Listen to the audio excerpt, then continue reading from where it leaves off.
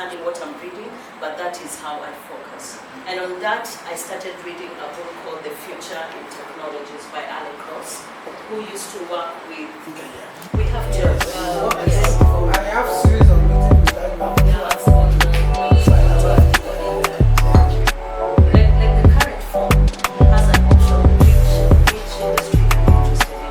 So you see someone taking medical, someone taking machine learning, data science. I said, no. What I want is artificial intelligence.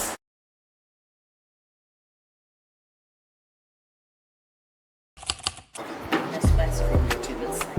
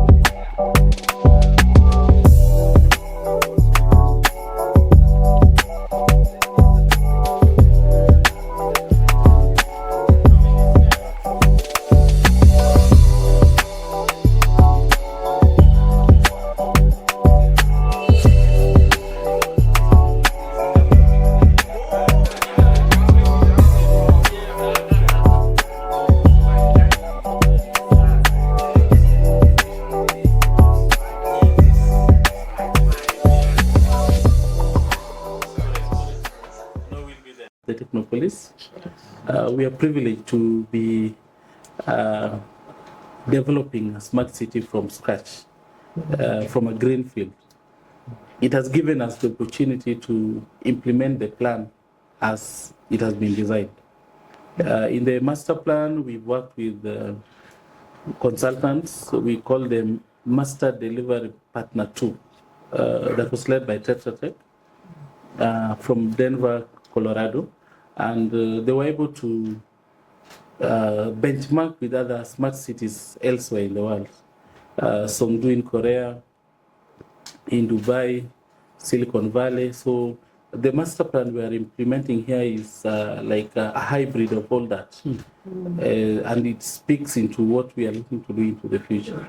So as Africans, it makes us proud because for the first time we need to prove anyone else wrong that Africa can actually design something and implement it as it has been designed. Yeah. For Africa, Africa for Africans, right?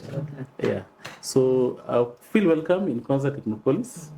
Probably Prof will be able to, we just do a quick round of introduction. Few comments, then we can get into the signing with our partner.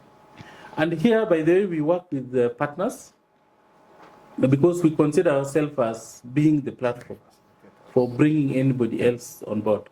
And partners like Techmindset are here to support what we are doing because they are the people with the expertise. Government can only do so much in infrastructure, but not the solution.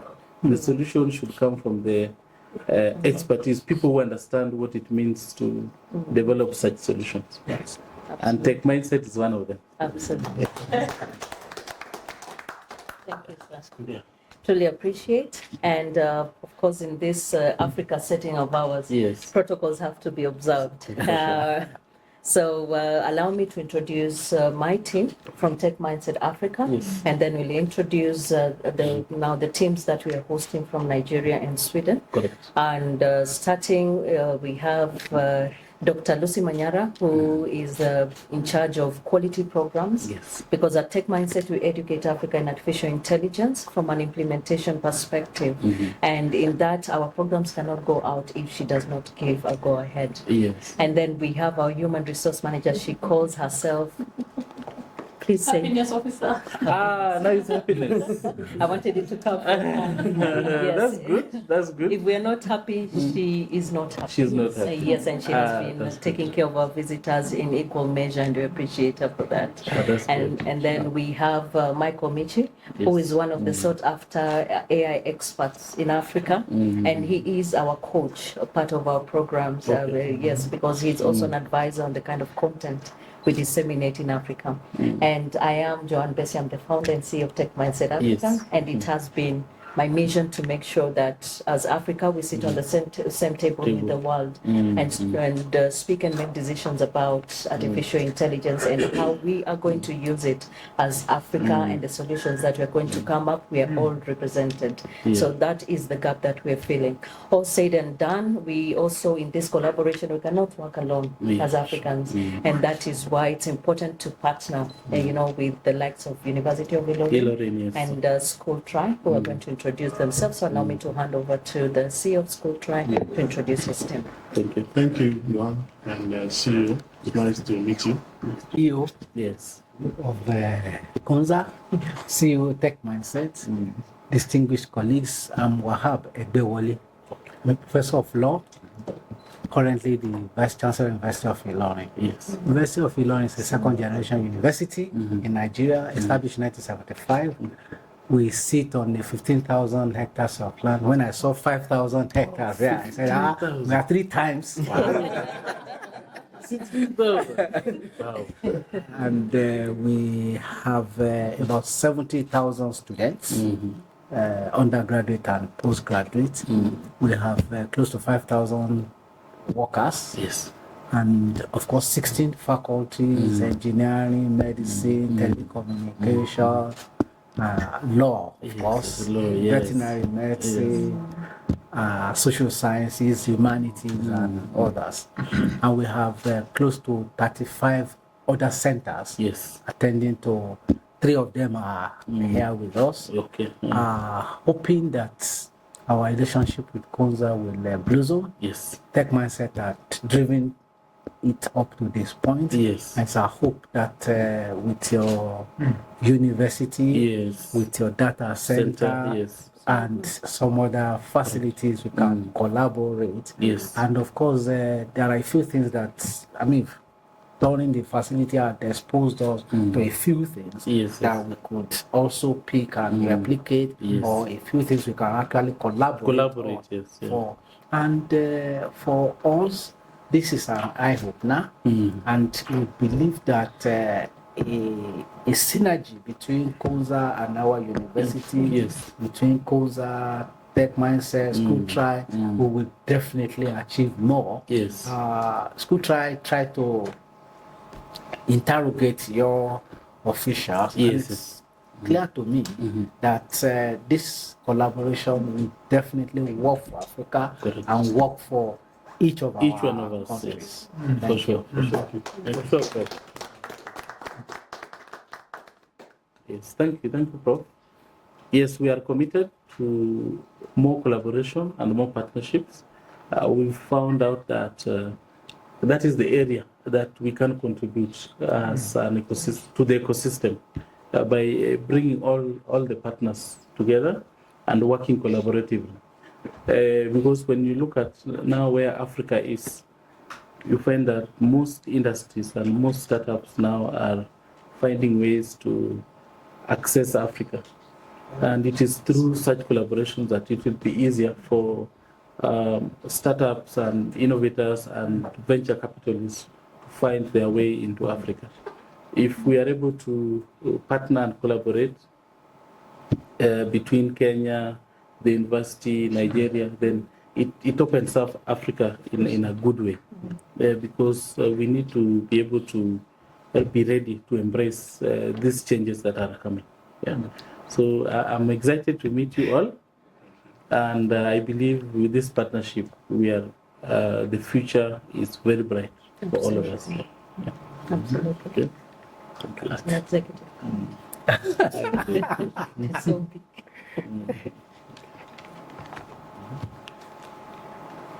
Thank you. This is a native name. Yes. What does it mean?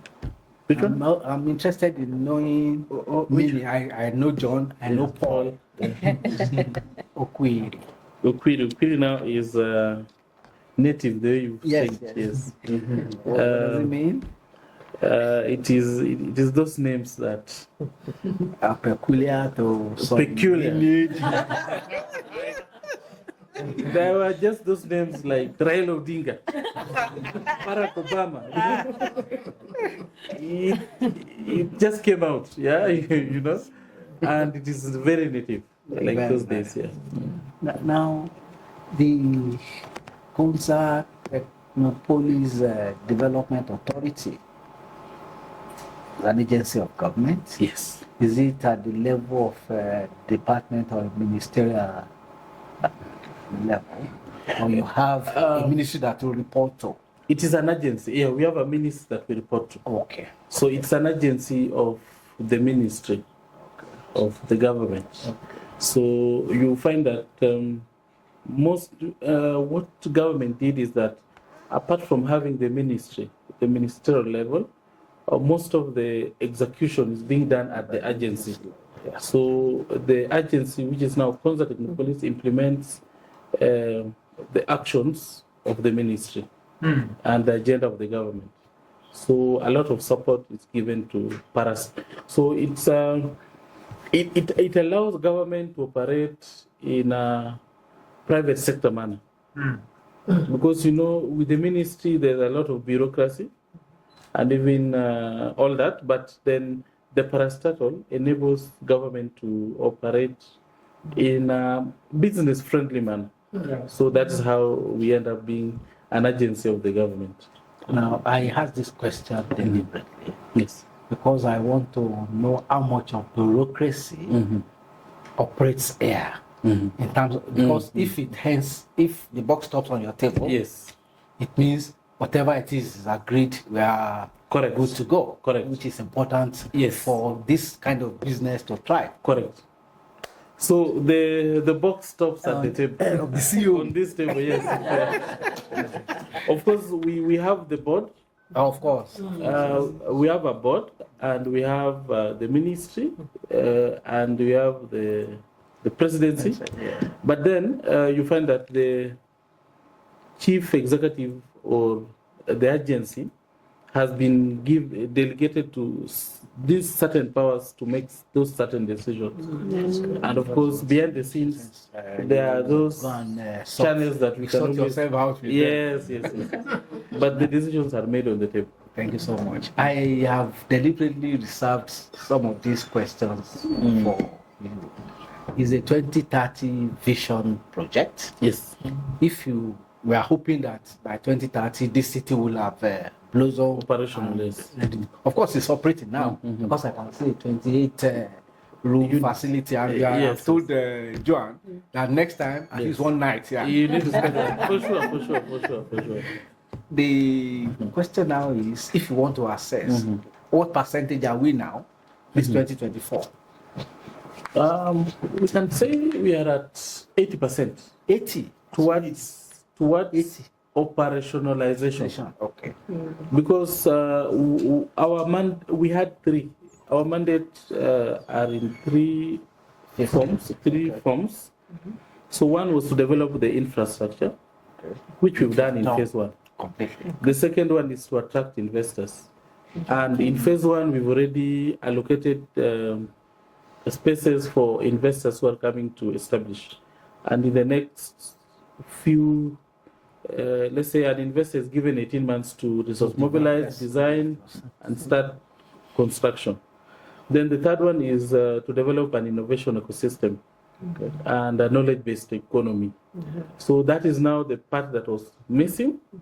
But then last Friday, the president was here, and we've launched the Green Tech, Timbuktu Green Tech Hub, Innovation Hub. Okay. that is providing this platform for startups Okay. globally in Africa to come and get accelerated and also ensure that they are scaled up, at least 1,000 of those startups.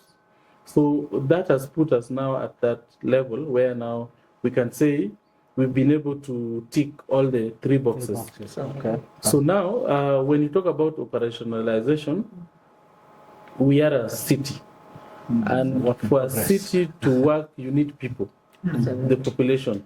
So we know, and we are working on it, that for us to have people, we must have residential.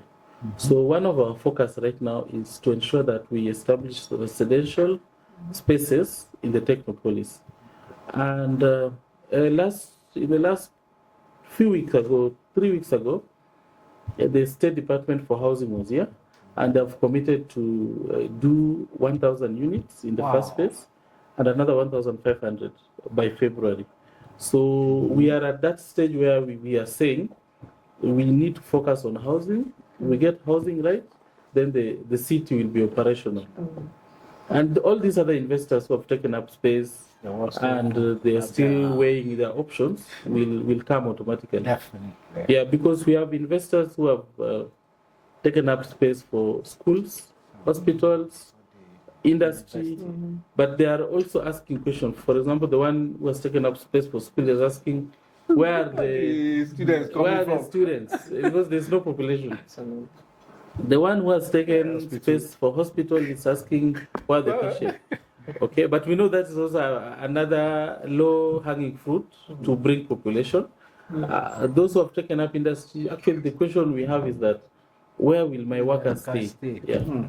So we want to solve that problem by just making sure we get it right in housing.